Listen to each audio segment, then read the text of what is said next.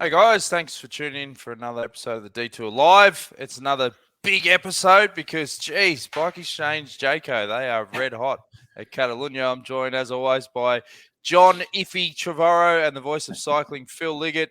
Iffy, just play the tape again, mate. And this time, Bling did the lead out. He did the lead out, and it was just great to see young Kaden Groves, who we knew.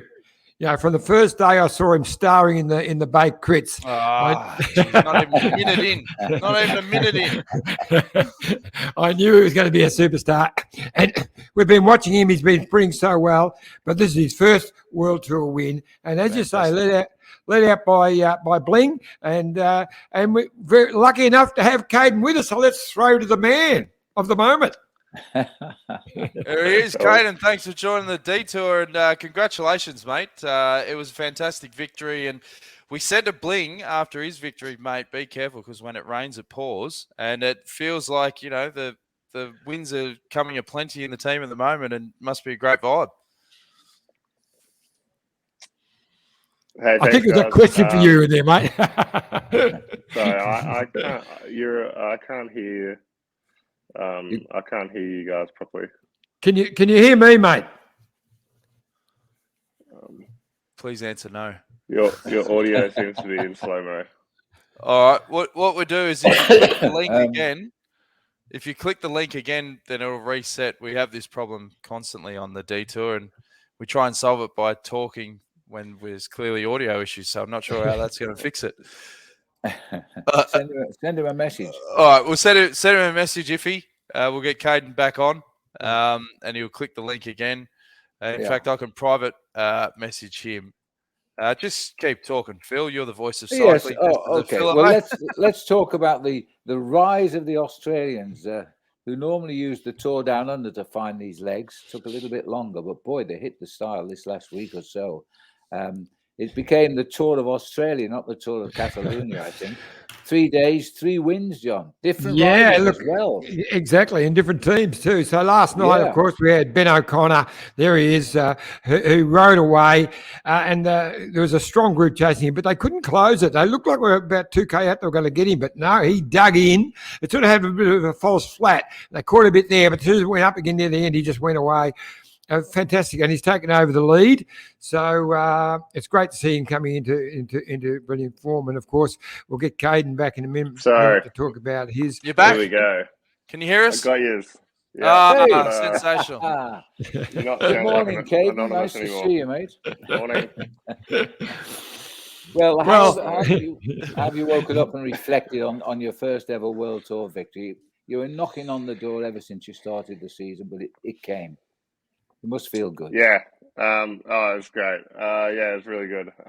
Also racing Tour of Catalunya, some familiar roads was really nice.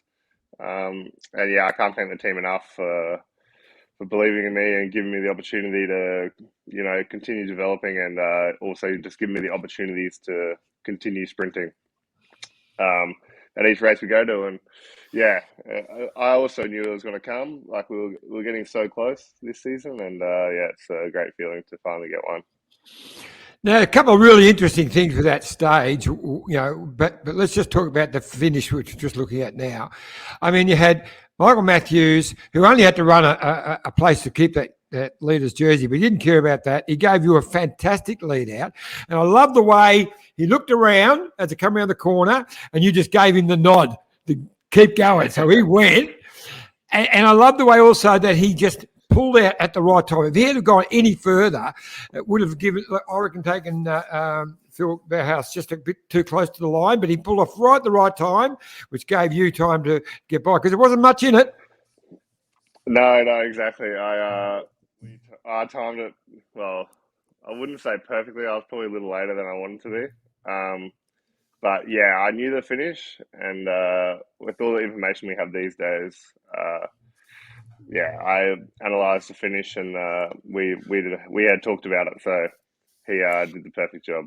Well, one of the best analysts in the game is Gavin B, and he said that's one of the more perfect lead-outs from the team in the last few years. Sensational. So if Gavin B gives you the thumbs up live on YouTube, mate, I think you're doing pretty well. But we were saying to Bling, and I said that before when you had audio problems, that we said after his win, when it rains, it pours, and it really feels like the team are connecting. It sounds like you're really happy with the equipment, and there's just a great vibe in the group at the moment. For sure. There's been some slight changes for this season, and I think everything for the better at the moment. Everyone's happy, and as long as we stay healthy, that's the next thing. But the team's going really good, and it's a great vibe. I was going to say, sorry, you go, Phil. You go, Phil. Yeah. That's a good point, Kaden, because what's it like? What sort of protection you're making to try and stay well now? Because Richie Port went out with sickness as well. Are you guys living in a cocoon more or less when you're not riding the bikes now? Yeah, I guess so. I guess so. I mean, this time of year, it's always the peloton usually has quite a lot of sickness, but I think this season more so, with half of Pyrenees field or probably almost half of Tirreno field getting bronchitis. But I mean, with everything else going on in the world, I guess we're being more cautious anyway with COVID as well. Yeah. Is it bronchitis that's put Bling out, and also looks like Yatesy as well? I'm not sure. I haven't spoken to them, but it's likely, yeah. Yeah. Now, just going back to that stage win, which, mate, was a great win, but you also had the added challenge in that Yatesy had a little crash, was it 15, 16K out, and the whole team, the New and Bling, stopped to wait for him because he was your GC man. So you only had Bling. You didn't normally you would have had a couple of others doing the early stuff. How did that all go? Yeah, exactly. We heard on the radio, Michael and I heard that Yatesy had stopped. He also needed the bike change, but we just thankfully it was echelon, so it's actually okay to take two guys through an echelon, and especially in this field, mainly climbers, guys like us can move where we want. It's not exactly a classics field, so it's so we actually did a good job there, just not having to be on the front because someone was at the back, and then we pretty much got a free ride to the line. I've got another comment from Matt Windsor. He said, "Is there something in the paella?" As at the last three Aussies are loving this Catalunya. Just for the listeners and viewers, there still is a pretty good bond amongst the Aussies in other teams and in the peloton, and you must be happy to see the fellow compatriot getting the stage win in Ben O'Connor yesterday. For sure. I mean, I think it's great. It's good to see other Aussies doing well. And it's the level is. It's also good to show the level of the Australians, in the sport. There's not too many of us, but no, we're certainly pulling our weight. Yeah, I'd say pulling your weight's a good one. So, how'd you go yesterday recovering with the mountaintop finish? You just sit in there, or did you have to do something early on? No. Today and yesterday is just survival mode for me. We're not sure if there's any more sprint opportunities this week. There's two maybes, but especially in a race like this in this field.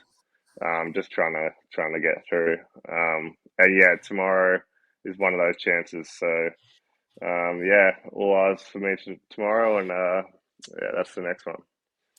So what's your race calendar looking like, Kaden, for the next couple of months? I actually will be going to the Tour of Turkey after this, which is a big goal. It's a good field this year, very good field. It's pretty much a sprint race, similar to UAE, really. One sort of mountaintop finish, and the rest are all bunch sprints. And then I will have my break. I'll have some time off racing because I've already had quite a lot of race days. And then I'll start back with probably a Dauphiné, Poland, Vuelta. I remember doing Tour of Turkey in 2012 with Green Edge, and the thing that really disappointed me about that race is you'd think that the souvlaki's there would be like classic, but they really skint on the meat, like the classic kebabs and stuff. Don't make them like Australia, so it was a really big letdown. So if you do let your hair down because you got a bit of a break, better take your own pie. The Turkish delight different in the markets there, but don't go near the kebabs, mate. They'll just let you down, particularly coming from Australia. But I mean, so the next couple of days, as you said, is just survival. And then, what is there any other stages that you sort of got your eyes on towards the back end? There's only a few more left, I suppose. Yeah. Well, stage 5, which is tomorrow, is probably my next goal at this stage. It's also a day for the breakaway to arrive. So now that we don't have Simon and Matthews, though, we got a few cards to play. So we'll see what happens. But 5 and 6 are maybes. The last stage in Barcelona, it seems to be on a circuit with a nice little climb on it. Yeah. That looks also on the profile looks like a stage for like Michael, but it's in the past. It's Simon's won that stage, and it's actually it's much more selective than it looks. Right. Yeah, they always get good crowds too on the last day. Yeah, that'd be good to be nice finish actually. Yeah. Now, also yesterday for you guys, ride by Dylan, who only got beaten by I think he got beaten by as much as you won by, or maybe even closer. But a very good ride in Depana. Yeah, it's really good to see. Those boys are up there now for the Classics campaign, and I think it's a good way to start. Obviously, he would be very frustrated to like lose in a photo. But it's good to see his shape is there, especially after he decided to stop Paris with injury, I think. So that's good to see for those boys. And Merlier is in fantastic form as well. So it was a really classy ride, but also a really good ride over in Italy by young Matteo Sobrello, who finished second in that stage of the Coppa Bertali. Very impressive for a time trialer. Yeah. Well, I knew he was fast from some training camps when we were doing some sprints. But no, it's really good by Sobrero to come through out of Torino with some good form. So he'll be one to watch for the GC there, hopefully. Good stuff, mate. Well, we won't hold you up too much because you've got another big stage today, and then hopefully you open up the pipes tomorrow and let rip in stage 5. And Gino gives you full support, mate. I'm sure he will. I'm sure it'll be a good day. Got to get through today first. That's it, mate. No worries at all. Tell Gene he can jump on whenever he likes. I will. No, I cut him off yesterday. Didn't even give him a sign-off on Tuesday, so he's probably pissed. But, you forced him out, actually, Dan. You didn't just piss off. You said, piss off, Gene, and he did. Yeah. So literally. Be very, very surprised if he clicks the link. But anyway, all you can do is have a crack. Thanks for joining us, Kaden. Have a good day. No worries. Have a good day. Thanks, mate. Congratulations, mate. Fantastic. Yeah. Kaden Groves. We're going to have a quick drinks break, and when we come back, more of the detour. Look at this bike. You think it's just a bike, right? But it's not. It's a bike 374 people are looking at. This guy, this girl, them, all looking at it. People from here, there, and wherever this is. People that are looking for a bike. Or just a piece of it. Amateurs, semi-amateurs, and pro-amateurs. This guy wants this bike, but with this crank and these bars. This could be the perfect match. But not this one. This girl has a bike to sell, and thousands of people might purchase it. Eyes on Bikes help grow small businesses. His, hers, yours, and the latest data and insights help those businesses keep moving. We are the world's #1 bike marketplace. with over 500,000 products and 900 brands, where buyers and sellers are brought together in a place where a bike is never just a bike. Bike Exchange, where the world buys, sells, learns, and rides.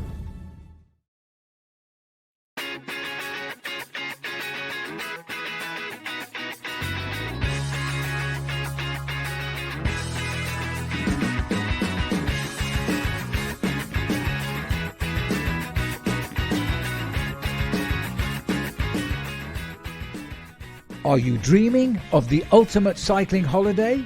Mumu Cycling is the best in the business. Official tour operators for all Grand Tours and monuments, you will ride the best climbs.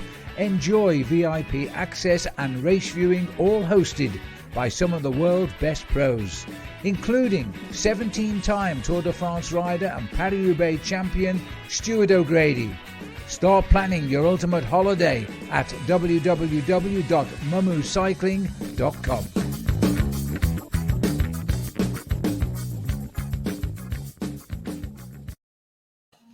Thanks to Bike Exchange and Mumu Cycling. What was that, Iffy? What a great voiceover. Sensational.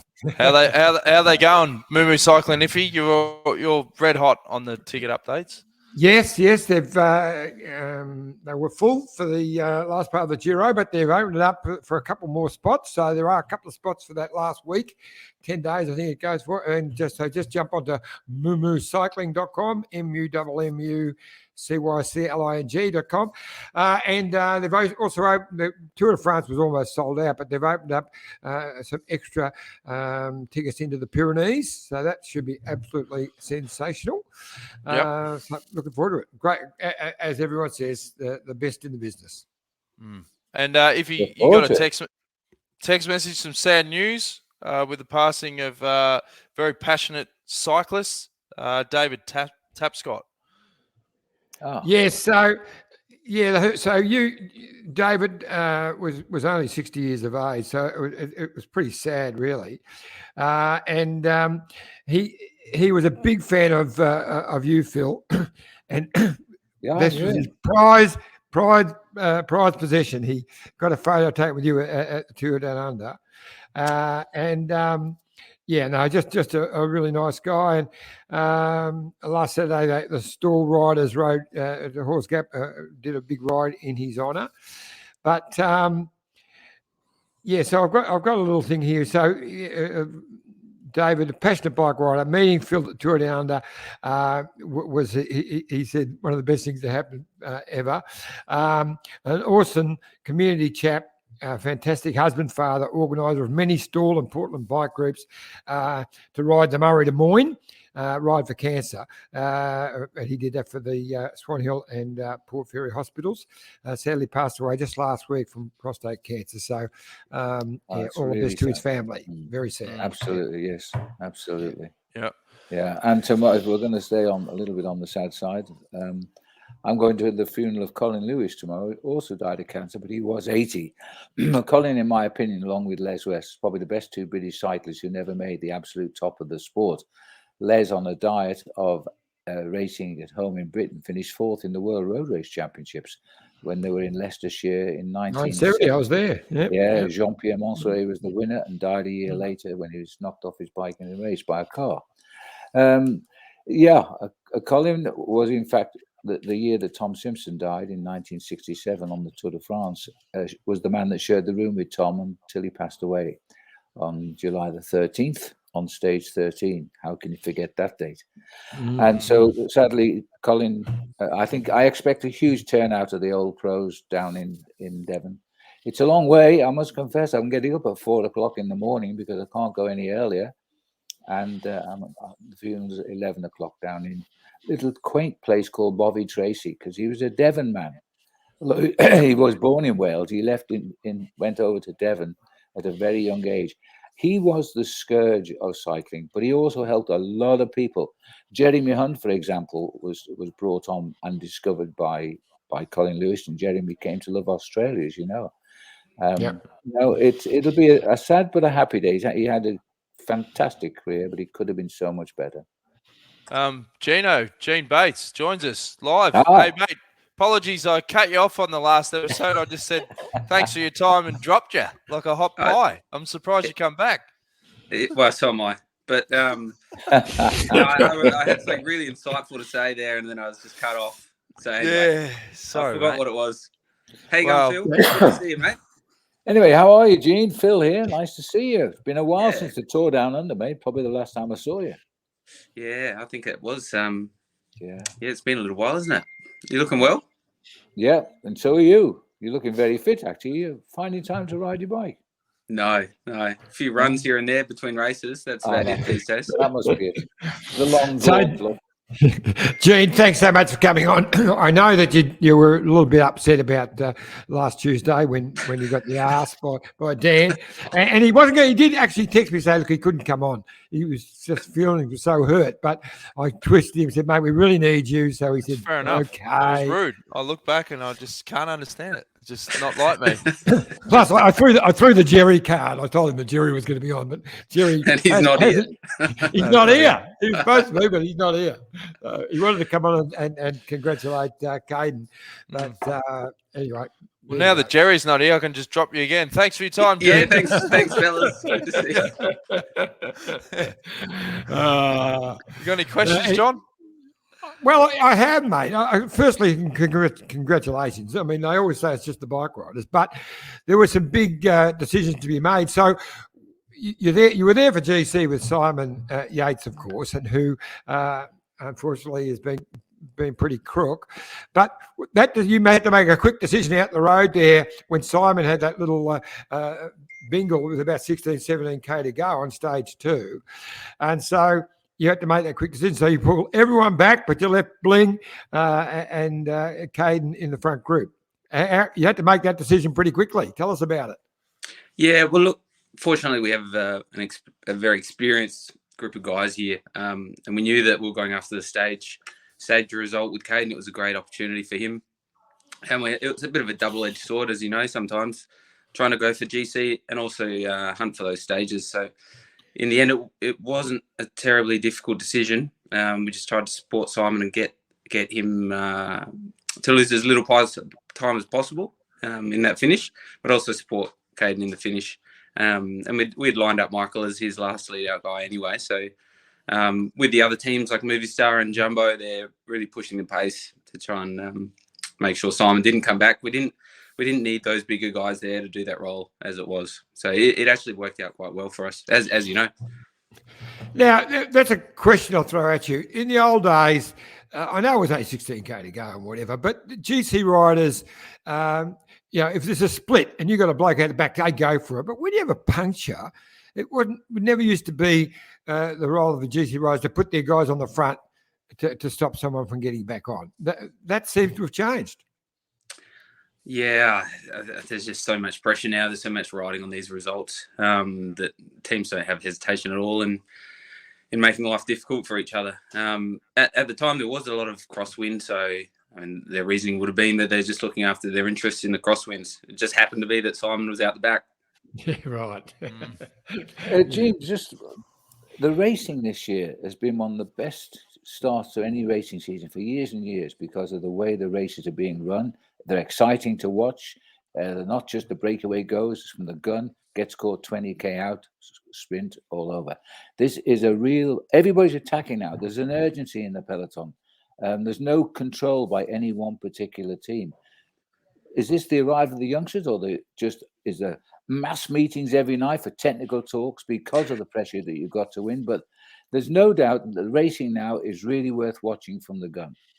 Yeah, look, I don't think it's. I think there's probably less planning in some of these moves. I mean, yesterday obviously it wasn't there, but in Copy Bartley, there's Matthew van der Poel's racing there, and he went from 100 kilometres to go and tore the race apart. So it's something that we're getting more and more frequently in races. Probably just a lack of fear, and whether that's coming from young guys coming through, like your Podgcars and the likes. I'm not sure, but you can't go in expecting the expected anymore. It's a different game, and you have to be ready at all times. Yeah, it's funny, I think COVID has been really a disaster for the world in just about every way, except for cycling. Because I can tell you, the cycling since COVID has gone to another level. The urgency of the racing is just amazing, and I just wonder whether early on they didn't know how many races they were going to get. It's just, but that just changed the psychology of racing, and now we're just getting. Well, there's no piano anymore. The old days of sitting at a bunch piano for middle section of a stage. No, that's gone. Yeah, spot on. And even the preparation races, I was in Ruta del Sol, Andalusia, and that was probably one of the hardest editions we've ever seen. And it used to be one of the races you'd go there, semi-half done, get the racing in the legs, and then be better for March. But now you have to prepare for the preparation races so that you're actually able to be competitive. But as you said, even the preparation for like team meetings and stuff, I mean, everyone's got PowerPoints, everyone's got documents. I mean, has that evolved in your time as a DS, like the amount of hours that you need to put into preparing for these races and the team meetings? Yeah, absolutely. I don't know what other teams are doing, but I know certain teams are doing pretty much what we do, which is a lot of background work into the course, into the weather, into roles and responsibilities for the guys. And there's a lot of background work that happens even before you get to the race.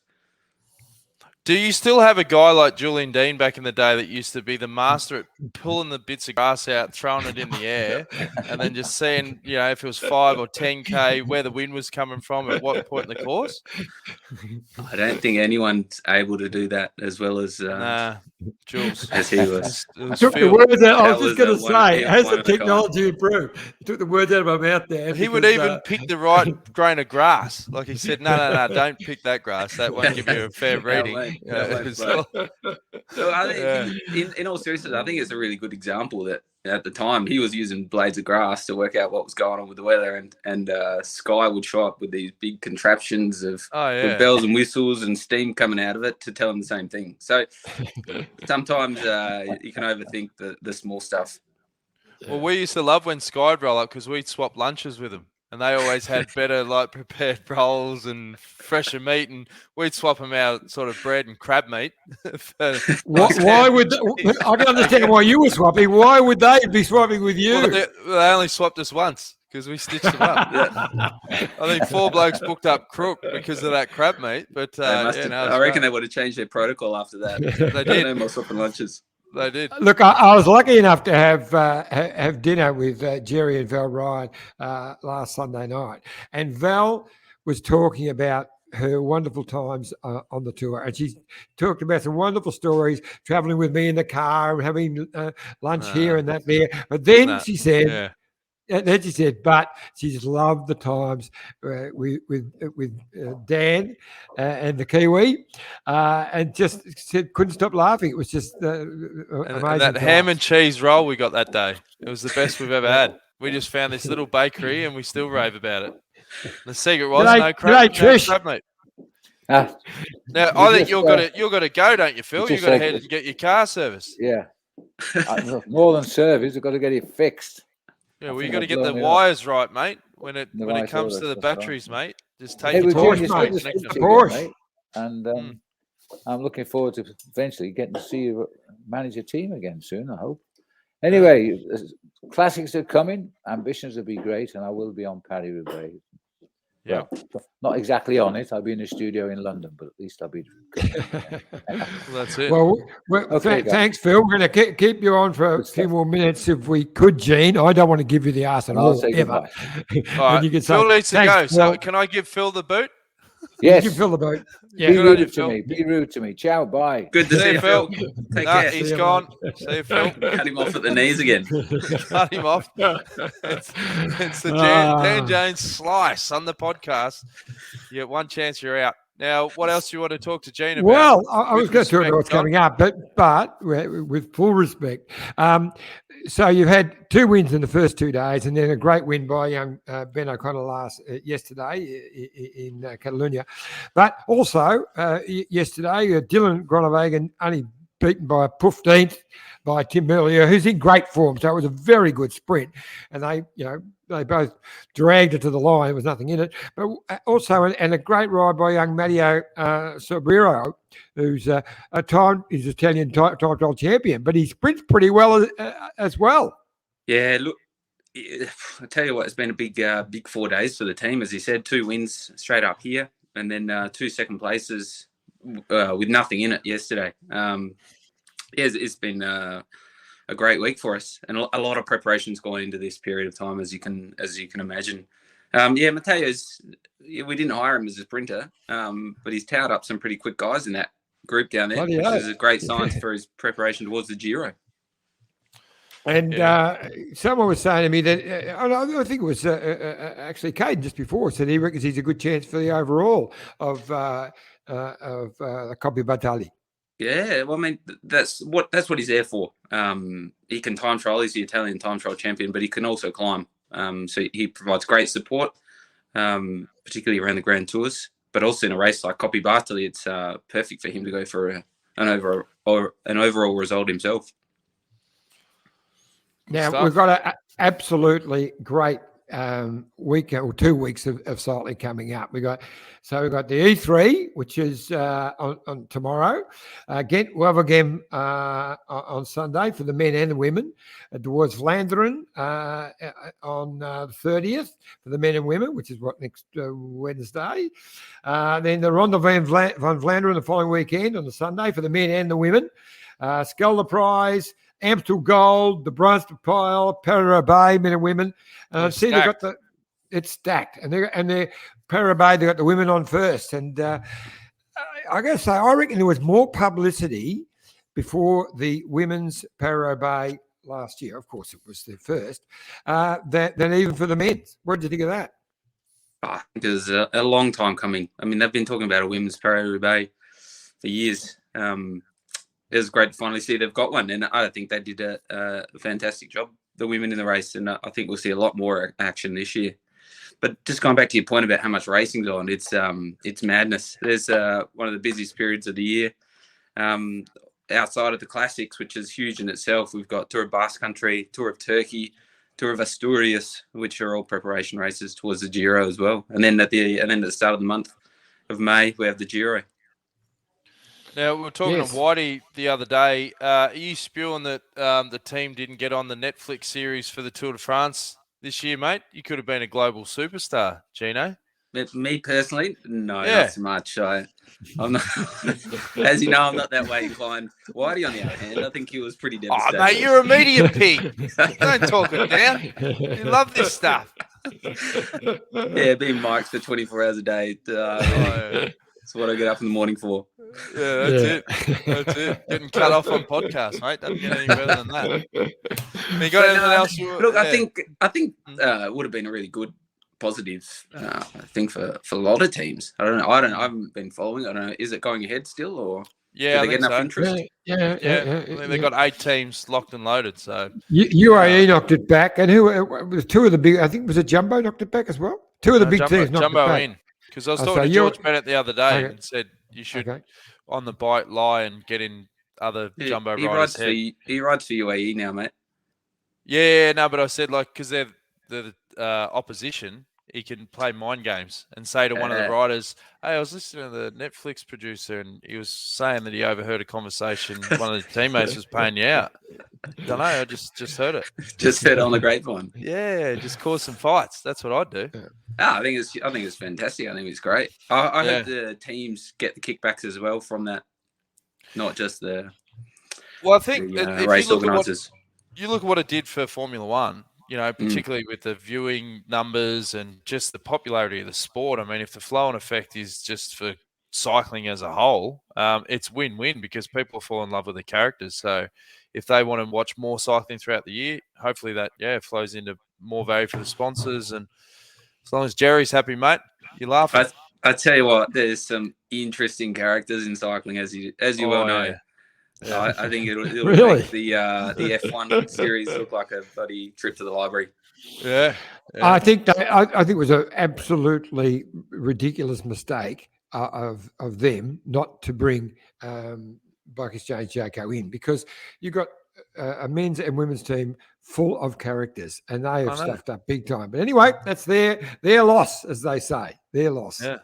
That's it. So, Yeah. I know that you're under the pump as well. I know you'd just love to just give us the flick and just say, sorry, guys, you all got the arse. But before you go, Gene, what's your program coming up? What races are you looking after?